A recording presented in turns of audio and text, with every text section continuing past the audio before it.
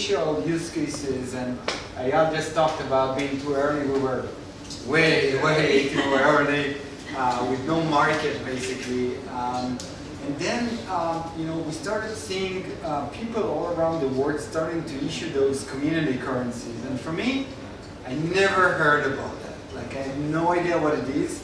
I knew that Eyal is starting to look at it, and he's got like this company called AppCoin. So I met with Eyal, and he told me like, hey, listen, like this is a market. There is something like that happening. So I started, traveling around the world, interviewed maybe every group that ever issued kind of a community currency, and I fell in love, with what it is and what does it mean and how it can impact communities in terms of economics or social change, etc. And I transformed, basically, pivoted Colu into dealing with local currencies, which was exactly what Eyal was doing at the same time, just a little bit different, but that's at the same space. Yeah. And I started with no blockchain and moved to the blockchain. You started from the blockchain and moved out of the blockchain. So now basically what is Lezion, we're working with cities. Cities are our client.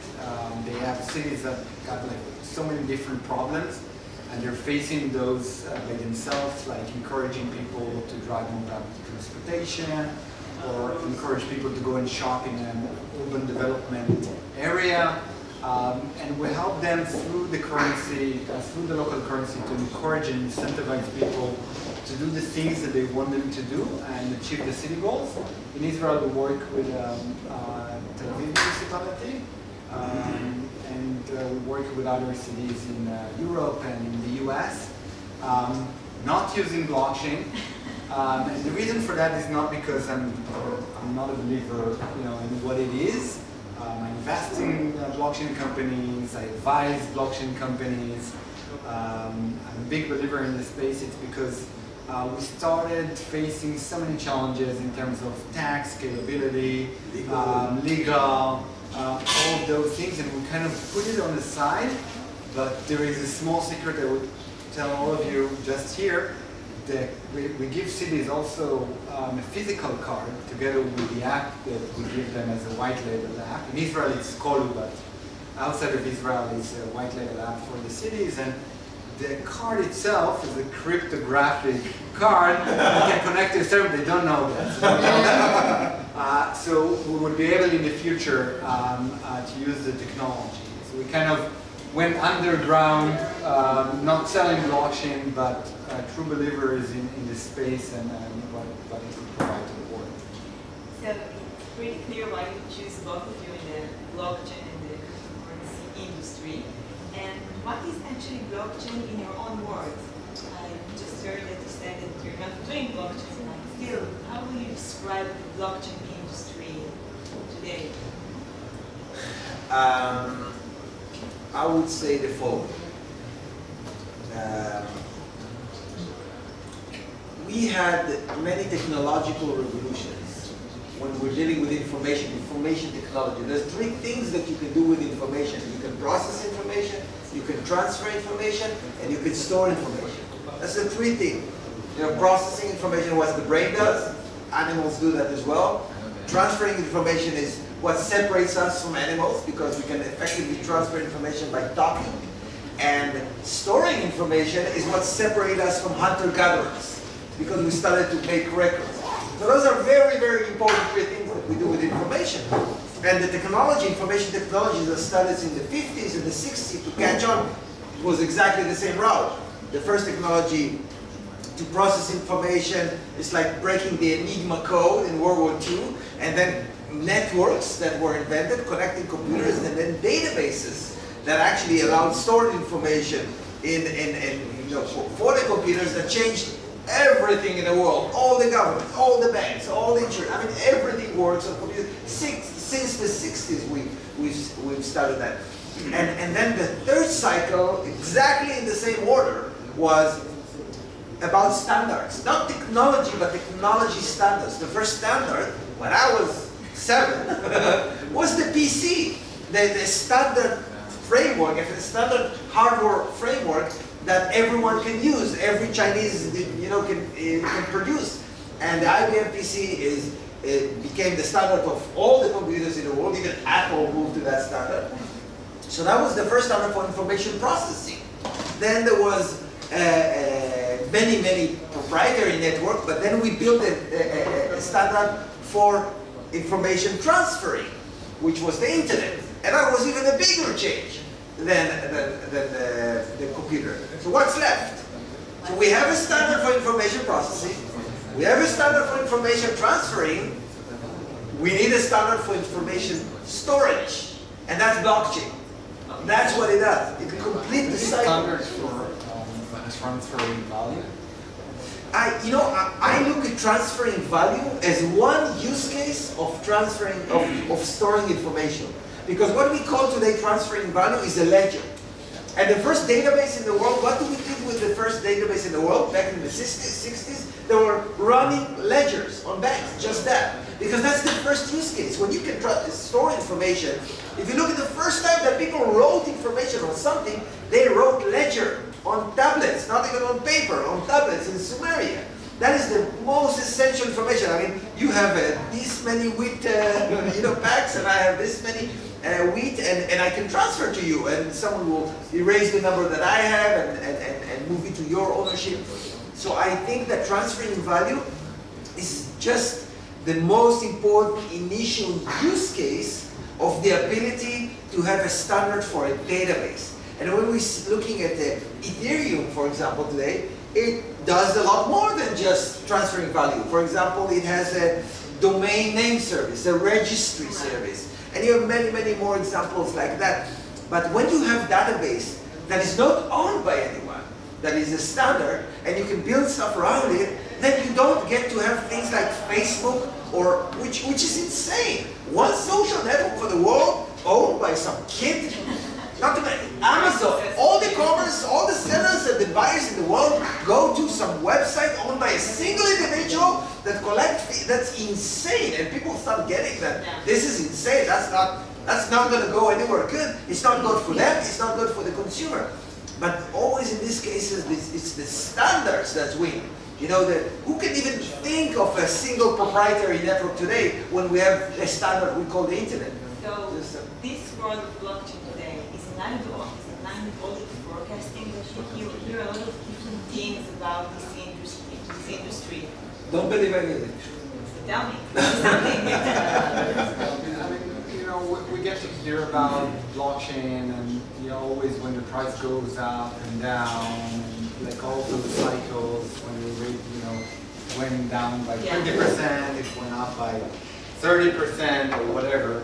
And that's only what we hear about. What we don't see, and this is what maybe Eyal mean when we're in the industry and we've seen what's happening, it's the real innovation and the real value created by seriously millions of people working on that technology to advance the technology, just like we've done with the internet in the past.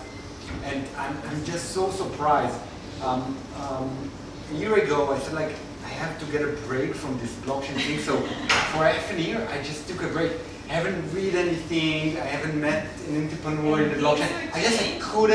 I couldn't hear this word, and I got back, after 6 months, and I was amazed. I was like, you solved that problem? I can't believe it. I was dealing with that problem for 2 years with the best engineers possible. But this is what happens when you know new people. So many smart people, when they have the incentive to solve problems because the value of the network is changing, then you get that progression and development with the technology. I was so excited about that when I got back into understanding where it is. And I have a question actually for both of you. Do you still believe that the blockchain is changing the financial industry? How will you relate to decide not like storage,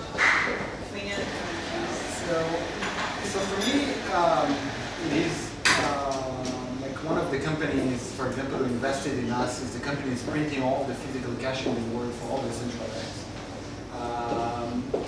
So what we see today is not just the FOMO of missing the train, but I actually started to see real implementation. I think for the first time, just in the past 6 months, like real implementations for actual users and actual businesses to use the technology. I remember walking in Tel Aviv and saw little signs of cool, like pay with the digital wallets and everything. And I didn't understand that. Just a little bit more than 6 months, years ago, walking and saying, okay, what is this? And today, just like every place you can pay. People are starting to use and understand how it will change your life. They start to get used to it. It's not like something to be afraid of anymore.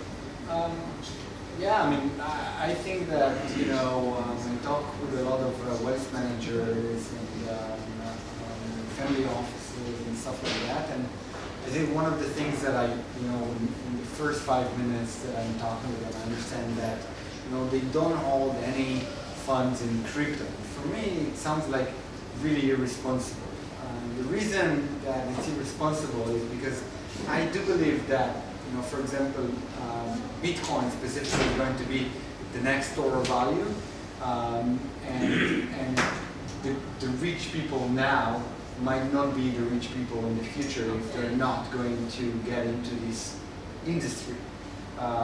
So I usually help them, with understanding what it is. But yeah, it's starting to get into people's life. New York Stock Exchange started to trading contract for difference and options on crypto. So people are more open to that. They're not afraid anymore to use those things. I'll tell you a story. Last week, I was in Switzerland for a meeting. And the meeting was with an Israeli banker that lives in Switzerland for many, many years. Very, very successful guy. I never met him before, but my partner had some conversation with him, and we arranged that meeting, and we met in this nice restaurant in Zurich. And the guy is he's like 70, I guess, 70 something. Very, very sharp guy. And he works with many, many family offices, very senior. And he's coming to the meeting, and he's coming with his son, with bankers. It's always like that. He's coming with his son, and they're like Israelis, but they live there, right? They speak Hebrew and everything. And the guy's like, I'm so happy to meet you. And I said, yeah, me too. And I know that he's looking into going into business to do some stuff together. And I'm like, interested to hear what you have to say. And he's taking out of his bag, he's taking out literally the Bancor white paper. Again, the 70-year-old banker. It's like taking that, I'm seeing on the white paper all those notes that you wrote. It's like, and saying, you wrote it? And I was like, yeah, I wrote it. Like 2.5 years ago, but I wrote it. And it's like, this is great. This is great. I think this could be so useful for the financial markets. It's like, good morning. That's been around for 2.5 years, and I'm looking for people to realize that this could be useful. But you should see the spark in his eyes when he's talking about something that for me is like such an old news. It's like it's already past. No one cares anymore. But he's a banker. He discovers it right now, and he's all excited about it. And we had a conversation for a few hours about how we can use that and bring that to the market, to the financial markets in Switzerland, and hopefully that will have a good continuation and prospects. But it's to show that those processes takes a lot of time. They take a lot of time. He's coming with a white paper that is so old, and now he's thinking what he's going to do, that it's going to happen within 2 years. It also depends on the generation. The next generation will have to get those things. It will be much easier than this generation, or a little bit more older people that don't get this technology. Just to give you a sense of the infrastructure, okay? So I remember, back then, everyone were buying Bitcoins and holding Bitcoins in one exchange called Empty Goals. It collapsed, and the money was lost. It was like a big thing, and a lot, like in the news and all of that. And then there was another peak, and then you had like better exchanges, but still you had like fraud and like all of those shady stuff. And you know, every peak and every time the price goes up, you know, you have more money injected into the community, into the market, and you have better tools, better infrastructure, and that's what built, you know, read the story of Mark Rishon on Netscape, or talk with Eyal about how they started the internet, and you will see that those are the same, just the same challenges, and it will take even more time. So what went wrong? And Nothing this went wrong. process to implement these technologies? Nothing went wrong. It's like, again, it happens the same in the internet. Everyone got excited. Everyone realized how big and amazing this thing. At the same time, it's like a collective consciousness, if you will. It's like everyone is figuring it out. 99 is like, the world is like, oh my God, this internet is going to change everything. Let's buy every share, every stock with the word internet in it, because everyone is excited. And when everyone's buying at the same time, guess what happens? The prices go to the sky, and then they're like, okay, let's see, you know, what's happening with that. And then they realize that in order to really replace the infrastructure of world communication takes few years. And usually people don't have the patience, and then you see the drops, and people need the money. And it's not that just the drops, it's like when everyone's buying, then those who started the internet company, all of a sudden they see that they have shares, or you know, the first investors see that they have shares that worth billions. They're like, I'm going to take some of this home, so that crashes the price. And it was the exact same thing. In 2017, you know, and I can tell you because I've been shouting blockchain, Bitcoin for 5 years, and no one cared. And in 2017, it's like all over the news, everyone's talking about it. I was like, I think I was one of the most wanted people to meet with. You know, today no one wants to meet me. But back then it's like, thank you. But it's like everyone, oh my God, blockchain, that's going to change everything. And everyone want to go and hop on the train because it's really exciting. It's genuinely exciting when you realize the prospect, especially if you're in technology and you kind of dig into that. So everyone buys on the same time, and all of a sudden, guys like Amos that probably, you know, filled their pockets with Bitcoin in 2000, I don't know, 12, 13, not him, like him. And they're like, oh my God, my Bitcoin is like worth like $10 million. You know, I should take some of it home. And there's not only one person like that, there's so many like that. So they do sell them, and then the market crashed. And as that happens, those who didn't manage selling started selling, and those who bought, they get panicked and they sell. So you see this pattern, and it's a pattern that happens every time, and it's a great sign. It's a great sign because if there's such an excitement about the technology, it never happened for nothing. You cannot show me a bubble this size that was about nothing. It was always about the world changing. Yeah, I was in some interesting conference, something in Phoenix, in Arizona. There was a guy there who started, I forgot the name of the company, something global, and he wrote a book about a very public IPO. This is the name of the book. And he basically raised in a day, like, you know, his booking for the IPO was always going up and going up, going up. He raised like tons of money. You know, ended up in the end with nothing, and basically came to talk with only CEOs of blockchain companies, part of a DCG meeting. And you know, he told the story, and I saw just the same story of, you know, those big ICOs, just the same thing, you know, over and over again. And we know, you know, how it ends up with the internet. So I'm super positive. So that leads me to my next question. Where do you see this world in 5 years? What will happen? First of all, whatever we say, don't listen to us because we're probably wrong. Because we're too early. So maybe 10 years. Yeah. Let's do 10 years. We will take 7. 10 years. 10 years, you're not going to have those internet giants, I think, that you have today. We're not going to live in a reality dictated by Facebook. I mean, look at the top companies in the world by market cap. They're not going to be there anymore. I mean, to remind you, it used to be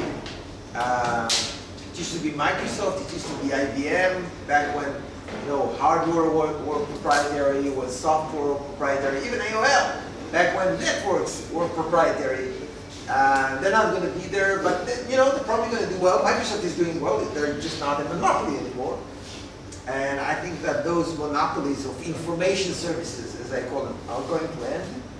And that's a good thing for the users and for the companies and for those who work in the companies. And I think that we will see that, it's like my kid today. When I was a young kid, every information technology that I used, information service, was by the government, and every communication service. That's what I want to say. My phone was from the government, my mail was from the government, the TV, the radio, everything was by the government. For my kid today, he's 11. He doesn't use any government services for communication, and he's using communication much more than I do. He just does it all over the internet. So the thing that government needed to provide to us back then with communication, we just don't need them anymore. They're still there. They have mail. They have channel 1 on TV. I mean, they have some radio station, but no one really needs that anymore.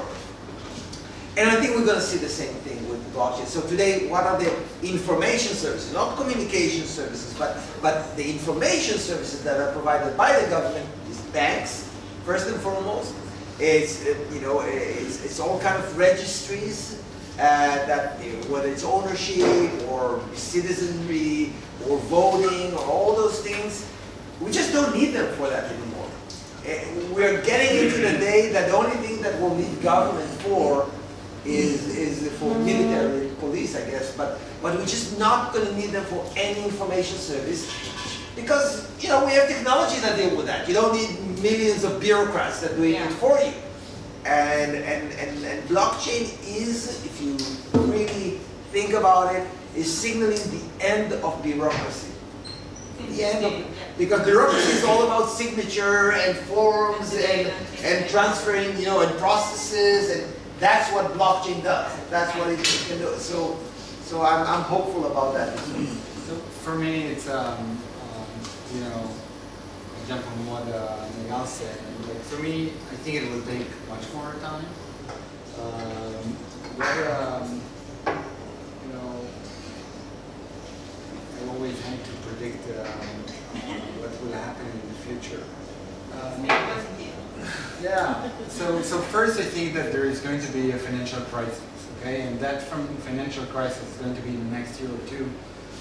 Is going to be the start of that change that Eyal is talking about. Okay, so if a financial crisis is going to come in the next year or two, then it will be a process for me of around 7 years or something like that. That those giants, will evolve and change, will not own the internet, and with that will come the need for decentralization and owning the data, owning my value. Being my own bank, all those things will come after a crisis, just like Bitcoin started just like after 2008. So you need something big to happen in the world, like a big financial crisis, in order for such change to happen. So I'm like holding my horses till I see that. So you big. want a crisis? Yeah. I'm like yearning for crisis. No, I'm just, it's a pattern. We didn't have, like, I think it's one of the longest times in history that we didn't have, a financial crisis. It's going to come sometime soon. Some say that all the crises were engineered. I don't know if that's true, but some people say that all the crises were actually engineered. And now maybe they don't want to engineer it because they know that everyone will go to Bitcoin and cryptocurrencies. So let's not create another crisis. I believe that everything is just another one of those. Ray Dalio of principle founded Bridgewater talking about that, about those cycles. It talks also about the internet. But you mentioned banks and the connection with banks. How do you see those connections with big banks today regarding the blockchain industry? How it goes together to the big banks in Israel? I always say that my wife is not excited at all about Bitcoin, but she's very excited about Bit. And the reason that I think we have Bit... She works in the bank? No. I mean, she's using it all the time. She's like, oh my God, this is a life changer. You know, I can send money from my phone. It's like so great. And I think that the reason that we see things like that being accelerated is in big part because they see the alternative. They see that you know, that someone, a different technology would offer that as well. So you know, they're being pushed in the right direction to better consumer products, and I think that's the first order effect. But you know, to ask how Bitcoin will affect banks is like it's almost like to ask how the internet will affect media companies, if you will. And you know, it's a big effect. It changes the entire landscape, but it doesn't mean that they're going to die. You know, media companies adapted. The last to adopt, I guess. Yeah, they'll have to adapt. But the last one, They will have to adapt. they're like the first ones that of getting interested, but you know, they will be the last to adapt. What about the regulation? How do you prepare it in your It's own fun. companies? So much fun. Nah, I don't believe that. I hate talking to lawyers. It's like that I'm depressed every time that I talk to lawyers. So I have like you know, different people in the company that are, you know, they're listening to the company, to the lawyers, and then I'm just you know, regulation is something that is needed definitely. You know, mostly in an industry where you have so much fraud, and you know, it's a new space, and there's so many people trying to jump on that ship and dealing with end To be consumers about open that. to those changes, in your opinion? It really depends on, you know, which country, what is in their interest to change, or the big companies or banks supporting that. It's like it's a very complex word. I think that, you know, for example, the U.S. is not doing the steps needed in order to. And Israel? And Israel is much more Open to that? Yeah, much more, right? You've been in. I didn't even tell you that, but we have re-implemented our product because we did the complete rewrite. And the complete rewrite we did is because I suffered just like him. It doesn't mix innovation and lawyers. You know, I tried it. It doesn't mix. It doesn't work. It was a freaking disaster. Anyway, so we have a product where, you know, you can go to the, you know, and create your own token, and you know, and it has liquidity through Bancor protocol and all that. So you sell the product. You know the field well. But we rewrote it in such a way that the product has a royalty engine inside it, which is kind of the profit that is being made. And we said, you know what? We're just writing the code. And anyone else in the world that want to operate it is welcome, and the license agreement is that we get a percent of the royalties. So you can go and operate it, and they can go and operate it, and anyone can go and operate under their domain. We just write the code, and we are deserving royalties by the license agreement. So we actually rewrote our product, changed our entire business model, so I wouldn't have to talk to lawyers ever again. So I can say, I just publish code, you know, and I collect royalties. Don't leave me alone. I don't run any servers, any service. There's all those thousands of operators. They run the service. Talk to them. It's seriously, it's like the worst thing ever. And I hope that this model, that we have a name for it, it's called D-Web, decentralized web, where we actually separate the technology development with the operation of the service to create specialties. Because think about it, the regulations are different in every country. So if you take our product for user-generated token and you run it in the United States, God forbid, or in Europe or in other jurisdictions, you have to mind a different regulatory environment. Yeah, don't run in the US. But you have to consider different regulatory environments. So it makes much more sense to us now that we decided to make that very bold move. Like, again, teach everything out of the window and rewrite everything using best of breed technologies that are only available today, the modern blockchain technologies, to build it in such a way to separate people like us that are trying to remain creative from all those legalese, regulations, just separate it. And that's probably the best thing I've did since I even got into this industry. I'm so, I mean, the reason I'm smiling is because we did that. No, I was impressed for you know, a year maybe talking. It's awful. It's like what you can do. You can do it. But I want to do it. This is like a very innovative thing. Well, it's good for the world. It's good for the world. Why someone would? It's bad for you. You know, at some point, I swear to you, at one point, I told, and we're like a very senior lawyer, I told him, we're going to release that product, you know, it was like 6 months ago or so.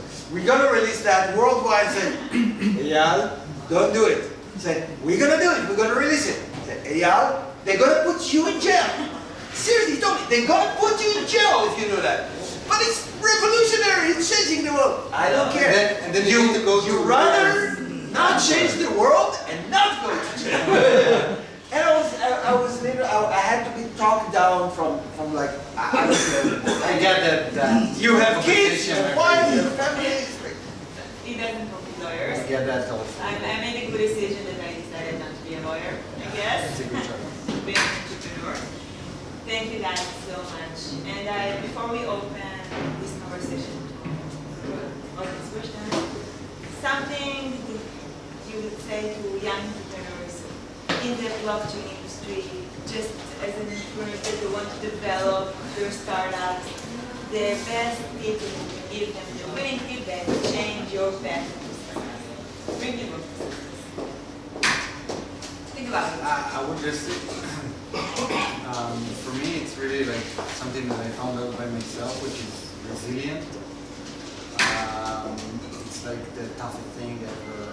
Not everyone's got it. I found it in myself. It took me some time, but really resilient. Like trying, understanding that you have these ups and downs. It's okay to be depressed one day, super happy the next day, and just understand with yourself how to live with that state, which is a state. It's not going to pass. It's not a period of time. It's the way you chose to do your, to live your life. It's just you're going to be that person that one day is full of energy and one day doesn't want to go out of bed. And this is something you need to choose, and you need to have the resilience to deal with it. Thank you. Yeah. I had a thought last week. I was told that one of our employees told my partner that he's thinking about starting his own thing. And you know what the first thought that came to my mind? That's great for him. He's woken. I mean, it's a kind of awakening I get. When people like, I can do my own thing. It's like, it's so scary. It's almost like, like Truman Show thing. It's like at one point it's like I'm just gonna go for it, and I don't care what will happen. And I think this is one of the bravest things that people can do. And that's why it's good to start young, because you're stupid to do this. You can do all the mistakes. But I think that being entrepreneur, meaning that you are serving your own goals rather than serving someone else's goals for the security that it provides you. And I think that if anyone has a doubt, you should just do it. Some people don't care, don't even think about it, like my wife, for example. She doesn't. And that's fine. That's fine. But if someone is even find that, remotely interesting to do your own thing, to pave your own way, I mean, there's just nothing like it, and that you can only encourage. I definitely agree with that. Thank you. And questions? Yes, please.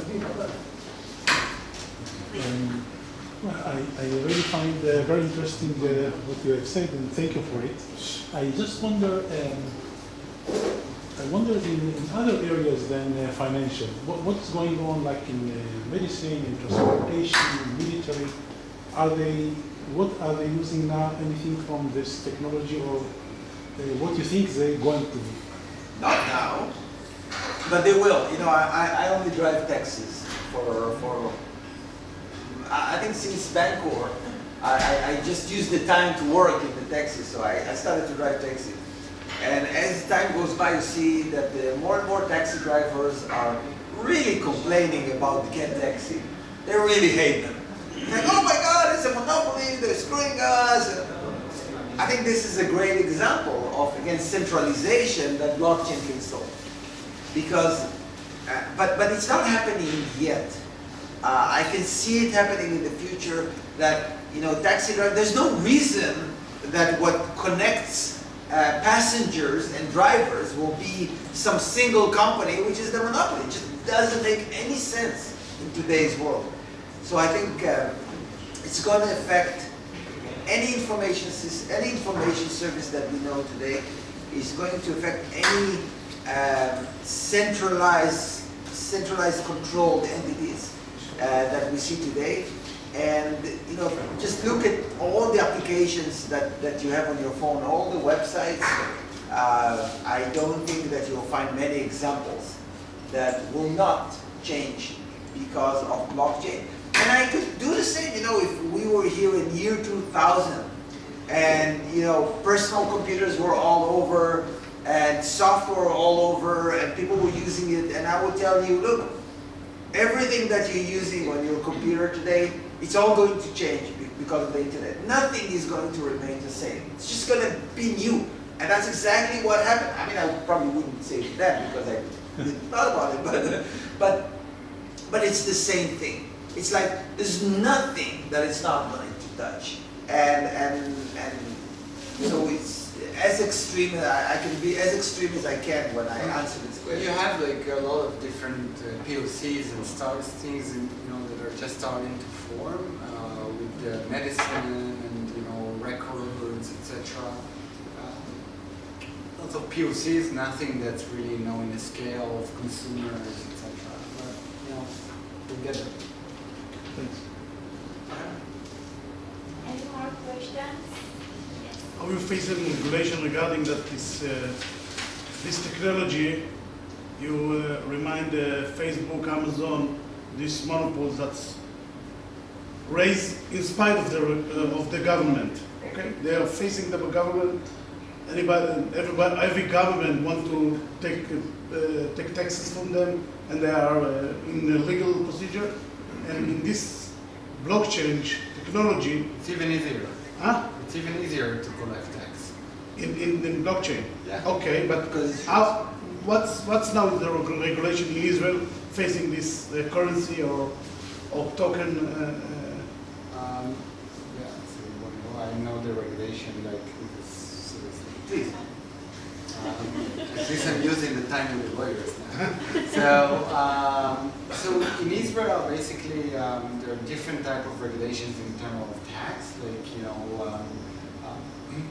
if you earn money from selling bitcoins, etc. If it's your business or you're a private person, it's like different regulations of tax. It's actually pretty advanced in terms of clarity. For the rest of the world on different things. With tokens, for example, there are pre-ruling and things that's happening with the tax authorities and how to deal with the money that you raise and all of that. So you have today regulation in Israel almost for everything on crypto. It's not the right regulation, in my opinion. but you have clarity as compared to 1 year ago that you had like nothing. So, yeah. Thank you. Thanks. Yes, please. There was a question about regulations, and I think it's one of the challenges that all those cryptocurrencies are facing right now and will face in the future. The other one will probably be cyber security, I think. But if, and from what I read, there is a trend of countries creating their own digital currency, then Bitcoin, Ethereum, all the individual cryptocurrencies will kind of vanish, and the real if I'm an investor, I'd like to invest in the technology, not in the actual currency. Would you agree with this statement? So I have a very controversial answer to that. I think that everyone, in my industry, and that's the most of the people in the industry that think that Bitcoin is going to become some kind of a world reserve currency are desperately wrong. I don't think that's going to happen. I think that it's a wishful thinking because people that have a lot of Bitcoin, they want that to be the only currency in the world, which make them the new Rothschild or something. So I can understand why they want to see that kind of future. I don't think that this is the future that we're going to see. I think that the reason that you even need currency in blockchain is because when we're talking about storing information, we talk about blockchain as a standard for storing information, then storing information has costs. It's not like transferring information. If I'm talking to you right now, there's no cost to that, right? But they take a video of that, and if we want to make that video stored and available forever, that's going to have some costs. So storing information has recurring costs because it has and actually it requires something physical, if you will, whether that's a hard drive or tape or paper. Storing information has cost, while transferring information doesn't cost you anything.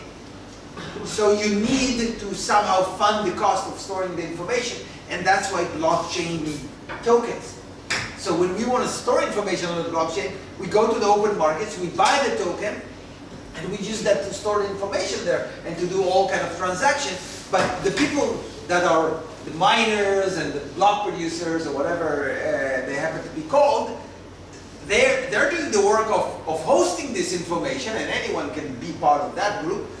And they're getting those tokens from the blockchain that they can sell in the free market in exchange for hosting it, and they're getting money from the people that's using it. So it's actually a mechanism to transfer payment, if you will, to transfer value between the users of the blockchain and the hosters of the blockchain in a completely decentralized way, in a completely organic and beautiful way. So we need it for that. So if you think, oh, so many people are going to use that blockchain or this blockchain, so maybe the value of the token is going to go up. And it makes sense, maybe for someone to speculate on that. But from this mechanism to, oh, we're going to be the new central bank currency because we were the first, there's a big difference. There's a long distance. So I don't buy those visions at all myself. But I've been wrong before. I might be wrong. I would just add one thing, that there is a big difference between the central bank issued currencies and what Bitcoin is or Ethereum is. It's totally different. It's like orange and apples. It's backed by, it's a very different mechanism, it's a different blockchain. Central banks want to control more centralized blockchain, who's confirming the transactions, all that. So it's very hard to compare, Bitcoin, Ethereum, and all those things that we know today to, what is Facebook is issuing or might issue, or other companies or other central banks. Is just a very, very different thing, and it's worth a whole, hours of conversation about the difference. Yeah, I think one big difference that is very important to kind of keep in mind, and again, I think the people in my industry, they don't get it. By and large, they don't get it. that, if you talk to central banker, which I had the opportunity to do in Bretton Woods about 6 months ago, we had a panel with central bankers, and you hear them talk about cryptocurrencies and all that. They all have the same goal, to keep price stability. That's their big goal, price stability. This thing doesn't exist on Bitcoin. Look, 20,000, it's the complete Just opposite. today it went down like 15% of the time. Yeah, Today. what are you talking about price?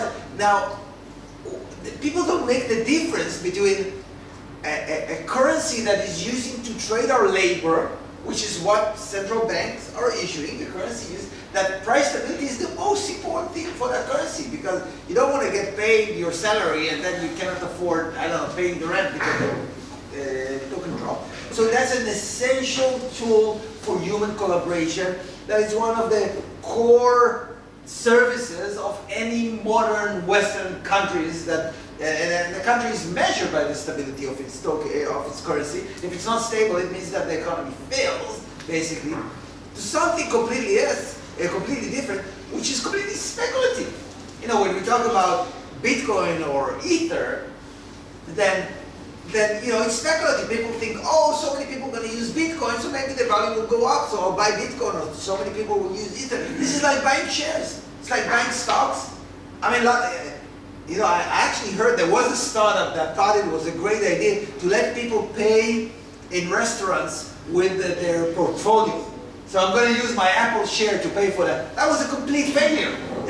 People don't mix those two worlds. It's like I use that to collaborate with other people, to buy services, to sell, my labor, and I use those to speculate about the future. This is what We had so many conversations about that, right? About the difference between speculation and industry. And collaboration. Collaboration, 100% of people do. Speculation, less than 1%. You're in that percent. I never speculated anything. We're different in that regard. I didn't care about speculation. I don't try to predict the future of some asset, but some people are very good at that, and they make a lot of money out of that. It's a profession. But to think that those two mix seems like the most elementary, basic error you can do when you even try to figure out this space. Just to give you a small example about that, which is like from real life. So we gave in the first, we have like hundreds of thousands of users just in Tel Aviv. Like a quarter of the population in Tel Aviv is using the app. We gave people a currency that changed in value based on the use of the network, basically. And people were like, what the fuck is that? Like, how am I going to use it? Why is it changing in value? Like, I want to buy my coffee. Like, what are you giving me? So of course we changed that and it's civilized and all that, but that was a real task with real people. With so many crazy stuff, like giving people private keys and like. Thank you. Thank you, Amos. Thank you, Eyal. Thank you so much. Thank you, Startup Grind family, for that. And I would like to invite an entrepreneur. I would like to invite Ruth. אפשר להוריד? אגב, הסיבה בכלל שדיברנו אנגלית זה כמו שאתם רואים את המצולם, אנחנו מעלים את זה בכל הקהילה שלנו בעולם. יחד איתכם, יראו את זה בדיליי, עוד ככה וככה מיליוני יזמים. אני שמחה ואפילו קצת מתרגשת כי אנחנו מאוד, אני באופן אישי וגם טל מאוד מעודדים יזמים ויצירת קשרים ונטוורקינג וחשיפה בעיקר. ואני שמחה להזמין לכאן את רעות שתציג את המיזם שלה ותספר עליו. בבקשה.